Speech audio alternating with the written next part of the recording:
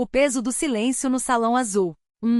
O homem e o seu reino de gesso. Henrique Soares tinha 62 anos, mas seu corpo magro e ossudo parecia carregar o dobro. As mãos, marcadas por veias grossas e manchas de idade, tremiam levemente ao ajustar a gravata de seda azul pavão, a mesma que usará no casamento da filha 20 anos antes. Era um homem de rotinas. Café preto às 6, jornal às 7 e às 9 em ponto, a abertura da Casa Soares, a funilaria que herdara do pai e transformará no maior negócio de restauração de carros antigos do Recife. A oficina ocupava um galpão amarelo desbotado no bairro de Casa Amarela, onde o cheiro de tiné e solda se misturava ao aroma do mangue próximo.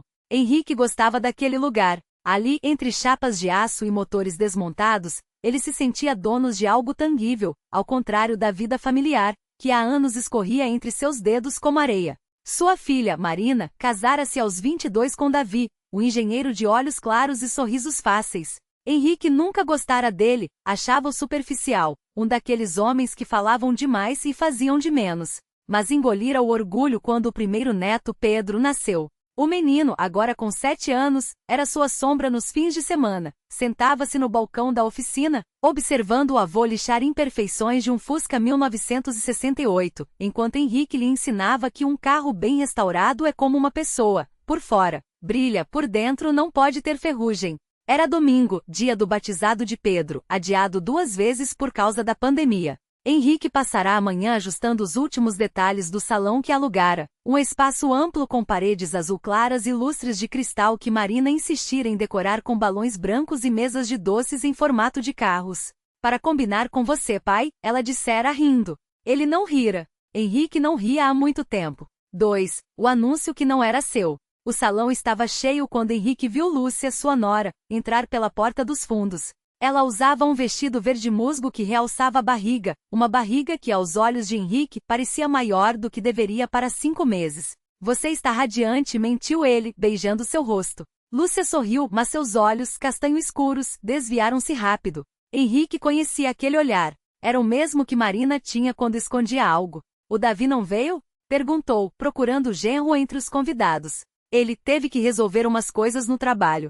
Chega mais tarde. Henrique assentiu, mas algo em sua nuca formigou. Davi nunca perdia um evento familiar. Nem mesmo quando a mãe morreu, ele faltara ao velório, estava em uma reunião importante, dissera. O batizado transcorreu como um filme mudo. O padre, as velas, o choro do bebê, que não era mais bebê. Henrique seguiu os rituais com a expressão impassível, mas seu coração batia descompassado. Quando Pedro, já com a roupa de batizado molhada de suco, correu para ele, Henrique o pegou no colo e sussurrou. Você é o meu orgulho, menino. Nunca esqueça disso. Foi então que ouviu.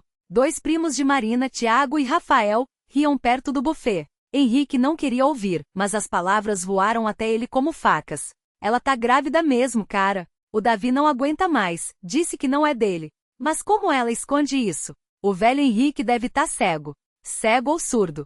A Lúcia tá saindo com aquele cara da academia há meses. Henrique sentiu o chão oscilar. Pedro, no seu colo, puxou sua gravata. Vô, por que você tá branco assim? Ele baixou o menino devagar, como se seus ossos tivessem virado vidro. Procurou Marina com os olhos. Ela estava do outro lado do salão, rindo com uma amiga. Lúcia, porém, estava encostada na parede, digitando algo no celular com uma urgência que não combinava com a ocasião. Henrique caminhou até ela. Cada passo doía. Preciso falar com você, disse baixinho. Lúcia ergueu os olhos. Por um segundo, ele viu o medo. Aqui não, Henrique. Não agora. Agora. Ela o seguiu até um corredor lateral, onde a música do salão chegava abafada. Henrique fechou a porta atrás deles. É verdade? Perguntou sem rodeios. Lúcia respirou fundo. Seus dedos brincavam com a aliança. Eu ia contar. Depois do batizado. Depois? Sua voz quebrou. Você achou que eu não ia notar? Que eu ia ficar aqui sorrindo, enquanto você... Não é o que você tá pensando. Ela interrompeu, mas suas palavras soaram fracas. Então me diz. O que é? Silêncio. Henrique sentiu algo se romper dentro dele. Não era raiva. Era pior. Era a certeza de que mais uma vez ele havia falhado em proteger os seus. Você vai embora da minha casa hoje, disse calmo. E não volta. Henrique, por favor. Não. Ele virou as costas. E não conte a Marina. Eu conto. 3. A queda do rei. Henrique não foi para casa naquela noite. Em vez disso, dirigiu até a oficina, onde a escuridão o recebeu como velha amiga. Sentou-se na cadeira de couro gastado, diante da mesa cheia de faturas e fotos antigas. Pegou uma garrafa de cachaça que guardava para ocasiões especiais e bebeu direto. O álcool queimou, mas não o suficiente. Marina ligou 3 vezes. Ele não atendeu. Às 4 da manhã, Davi apareceu na porta da oficina pálido de terno amassado. Pai, começou, mas Henrique o interrompeu com um olhar. Você sabia? Perguntou.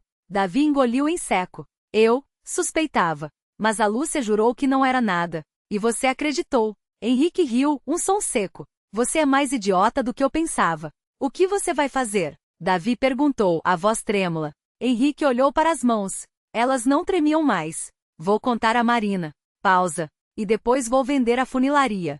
O quê? Davi pareceu chocado. Você não pode. Posso. Henrique levantou-se. E vou. Porque se eu não vender, vou queimar tudo. E não quero que meu neto veja o avô na cadeia. Davi recuou como se tivesse levado um tapa. Você tá sendo irracional. Não. Henrique pegou as chaves do carro. Estou sendo honesto. Algo que você nunca foi. 4. O fim que ninguém esperava. Henrique contou a Marina no dia seguinte, em um café perto do trabalho dela. Ela ouviu em silêncio, os olhos cheios de lágrimas que não caíram. Por que a mamãe não me contou? Foi tudo o que perguntou. Porque ela tinha medo, Henrique respondeu. Medo de você. Medo de mim. Medo de si mesma. Marina não chorou. Só assentiu, como se já soubesse. E agora? Perguntou. Agora, Henrique suspirou. Você decide se fica com esse homem ou não. Mas saiba uma coisa, ele nunca vai mudar. Marina não disse nada.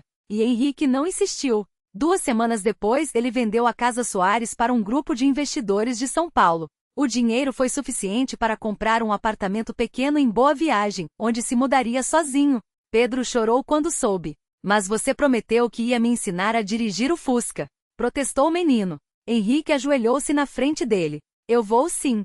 Sempre que você quiser. Só não vai ser na oficina. E onde? Na garagem do seu prédio. Ele sorriu pela primeira vez em meses. A gente improvisa. Pedro abraçou-o forte. Henrique fechou os olhos, sentindo o cheiro de sabonete infantil do neto. Por um momento, tudo parecia que podia ficar bem. Mas não ficou. Na manhã seguinte, Henrique recebeu uma ligação de Marina. Sua voz estava quebrada. Pai, a Lúcia. Ele já sabia. Lúcia havia se jogado da varanda do apartamento de luxo que Davi mantinha para reuniões de trabalho. O corpo foi encontrado por um entregador de pizza. Na mesa ao lado, uma carta endereçada a Marina. Perdoa-me. Eu não aguentava mais mentir. Nem para mim mesma. Henrique foi ao velório sozinho. Davi não apareceu. Marina também não. No cemitério, enquanto a terra caía sobre o caixão branco, Henrique pensou em todas as vezes que havia calado, todas as vezes que havia fingido não ver. Ele era um homem que consertava coisas. Carros, motores, peças quebradas. Mas pessoas? Isso ele nunca soubera fazer. Naquele dia, Henrique Soares entendeu que algumas ferrugens não podiam ser lixadas, alguns buracos não podiam ser soldados, e algumas mentiras, uma vez ditas, destruíam tudo, até o amor que ele pensava ser inquebrável. Fim. O silêncio que sobrou. 3 meses depois, Henrique ainda acordava com o cheiro de graxa nas mãos. O ofício não mudará, mas o peso das ferramentas sim. Agora, cada parafuso que apertava, cada peça que ajustava, vinha com uma pergunta que não tinha resposta. Por que ela não me contou? A oficina ficará mais vazia. Os clientes notavam. Alguns até comentavam, em voz baixa, que o mecânico tinha perdido a mão. Henrique ouvia, mas não reagia. A única coisa que ainda conseguia consertar eram os carros dos outros. Até que um dia, uma mulher entrou na oficina com um Fusca 1978. Azul claro com a pintura descascando nas portas e um farol quebrado. Ela não falou muito. Só apontou para o capô e disse. Ele faz um barulho estranho.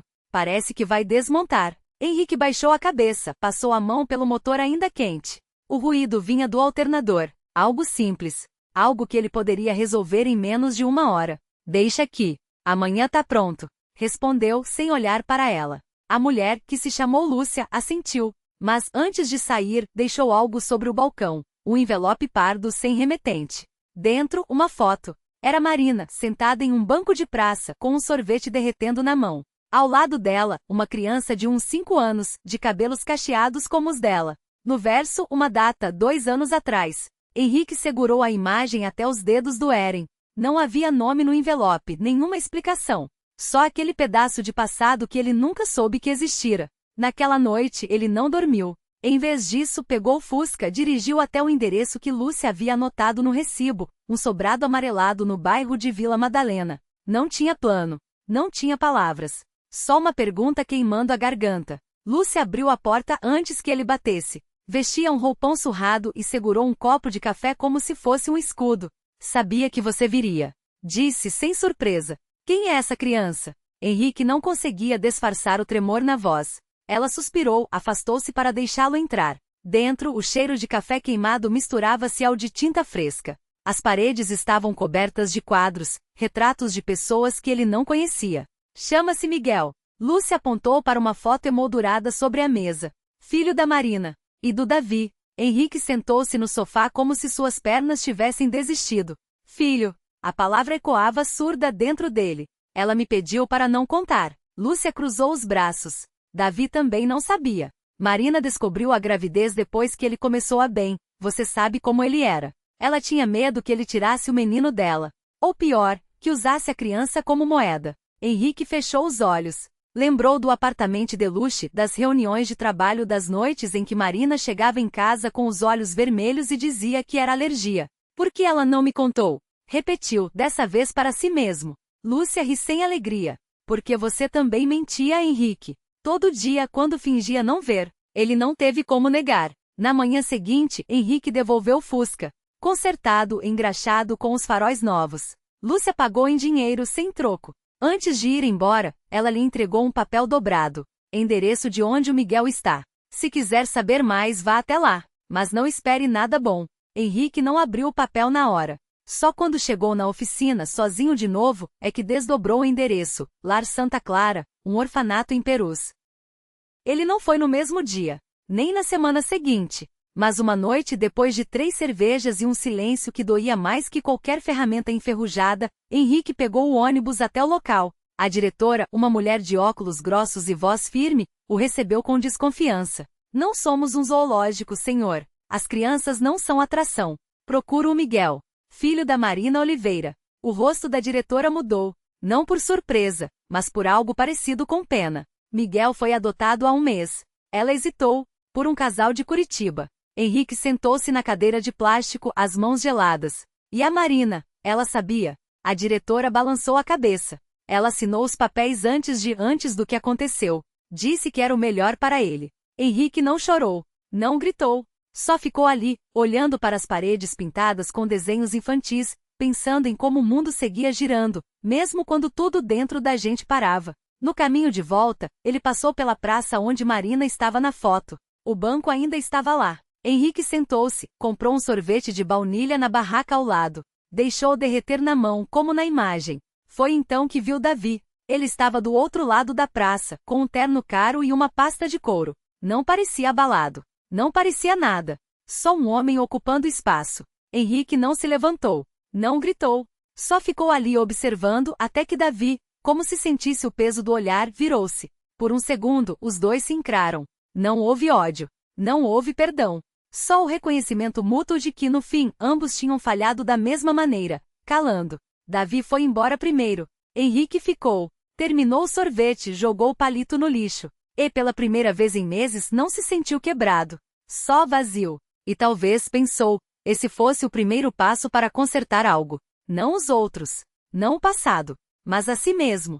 O silêncio que sobrou. A praça esvaziou com o cair da tarde. As barracas fecharam, as crianças foram embora, e o cheiro de pipoca deu lugar ao vento úmido que vinha do rio.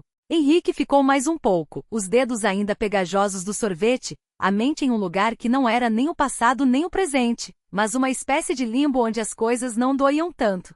Quando finalmente se levantou, não foi para casa. Seguiu pela rua dos antigos armazéns, onde as paredes descascadas guardavam marcas de tempo e negligência. Parou em frente a um prédio de 3 andares, a fachada coberta por era e um letreiro desbotado. Oficinas criativas, aluguel por hora. Não era um lugar que frequentava, mas também não era um lugar que evitava. Era só um lugar, como ele. Dentro, o cheiro de tinta e madeira queimada misturava-se ao zumbido de uma serra elétrica no fundo do corredor. Uma mulher de cabelos grisalhos e avental manchado de azul levantou os olhos do balcão. Precisa de alguma coisa, ou só veio admirar a decoração? Perguntou, secando as mãos em um pano. Henrique não sorriu. Não era do tipo que sorria para estranhos. Tem uma mesa de madeira. Preciso consertar. Ela o observou por um instante, como se medisse algo além das palavras. Tá na hora certa. O Márcio acabou de sair. Sala 4. Ferramentas na parede. Ele pagou adiantado, sem perguntar preço, e seguiu pelo corredor de piso irregular. A sala 4 tinha uma janela grande, suja de poeira, que deixava entrar uma luz dourada e oblíqua. No centro, uma bancada de madeira maciça, cheia de risquinhos e marcas de plaina. Sobre ela, um projeto abandonado, uma cadeira de balanço com um dos braços quebrado. Henrique não tocou na cadeira. Tirou a mesa dobrável da mochila e a abriu sobre a bancada. Era uma peça simples, de pinho, com uma perna traseira solta e uma mancha de vinho que nunca saíra. Comprara-a num brechó anos atrás, num dia em que ainda acreditava que coisas podiam ser consertadas com cola e pressão. Pegou a lixa, passou os dedos sobre o grão da madeira. Não era um carpinteiro. Não tinha jeito para isso. Mas precisava fazer algo com as mãos, porque se ficasse só pensando, ia acabar voltando para a praça, procurando um rosto que não queria mais ver. Essa mesa é feia pra caramba. A voz veio da porta. Henrique não se virou. Não tô aqui por estética. Então por quê? Era um garoto, uns 16 anos, magro, com um boné virado para trás e uma cicatriz no queixo. Segurava um bloco de desenho e um lápis. Porque tá quebrada, Henrique respondeu, finalmente olhando para ele. E eu também. O garoto franziu o senho, como se a resposta fosse um enigma. Você não parece quebrado. Parece chato. Henrique quase riu. Quase. Qual é o seu nome? Não interessa. Então me chama de Cara. Tá, Cara. O garoto entrou, jogou o bloco na bancada e apontou para a cadeira de balanço. Essa aqui é minha. Ou era. Até o meu pai resolver que madeira é caro demais para gastar com coisas inúteis. Henrique observou a cadeira. O braço quebrado tinha sido serrado de qualquer jeito, como se alguém tivesse desistido no meio do concerto. Você que começou? Comecei. Mas não terminei. Por quê? O garoto coçou a nuca, olhando para a janela. Porque às vezes a gente não quer consertar. Às vezes a gente só quer quebrar mais. Henrique pegou a plaina. O som do metal raspando a madeira encheu o silêncio. Então por que você tá aqui? Porque o garoto respirou fundo. Hoje eu mudei de ideia. Os dois ficaram ali, um lixando, o outro desenhando no bloco, sem mais palavras. Não era amizade. Não era terapia. Era só dois estranhos, em uma oficina vazia tentando dar forma a algo que não sabiam nomear. Quando Henrique terminou, a mesa não estava perfeita. A perna ainda mancava um pouco, e a mancha de vinho continuava lá como uma cicatriz. Mas aguentava peso. Aguentava ele. O garoto terminou seu esboço, um retrato da cadeira, agora com os dois braços intactos, e o rasgou ao meio. Não gostou? Henrique perguntou. Gostei. Por isso não vou guardar. Henrique entendeu. Na saída, o garoto estendeu a mão. Meu nome é Lucas. Apesar de eu ter dito que não interessava. Henrique apertou a mão dele, os dedos ainda ásperos da lixa. Henrique. Eu sei. E então Lucas foi embora, o boné balançando a cada passo, como se carregasse algo mais leve do que quando chegou. Henrique ficou olhando para a mesa, para a cadeira, para as ferramentas espalhadas. Talvez consertar não fosse sobre deixar tudo perfeito. Talvez fosse só sobre aguentar o próprio peso. O último concerto. Henrique passou os dedos pela mancha de vinho na madeira. Não era feia. Era apenas viva, como a cicatriz no joelho de Lucas, que ele notara quando o garoto se sentou para desenhar. Algumas coisas não saíam. Só se transformavam. Naquela noite, enquanto a serra elétrica zunia baixo no fundo da oficina, Henrique desmontou a cadeira outra vez. Não para consertar, mas para rever. Tirou os braços, lixou as juntas, removeu até a camada de verniz que escondia os sulcos do tempo. Quando terminou, a madeira estava nua, áspera como a mão de Lucas ao cumprimentá-lo. Não era bonita. Era honesta. No dia seguinte, a cadeira estava do lado de fora, com um bilhete em cima, para quem aguenta. Lucas apareceu ao anoitecer, o boné ainda torto, os olhos fixos no objeto. Não perguntou se era para ele. Só assegurou, testou o peso e sentou-se devagar, como quem experimenta uma verdade pela primeira vez. Tá torta, disse. Tá viva, Henrique respondeu. Lucas sorriu, um riso curto, de quem entende sem precisar de mais palavras. Depois pegou a cadeira e foi embora, carregando-a nas costas como um fardo que pela primeira vez não doía. Henrique ficou olhando para o espaço vazio. Não havia mais nada para consertar, só para deixar ser. E pela primeira vez em anos a oficina parecia maior.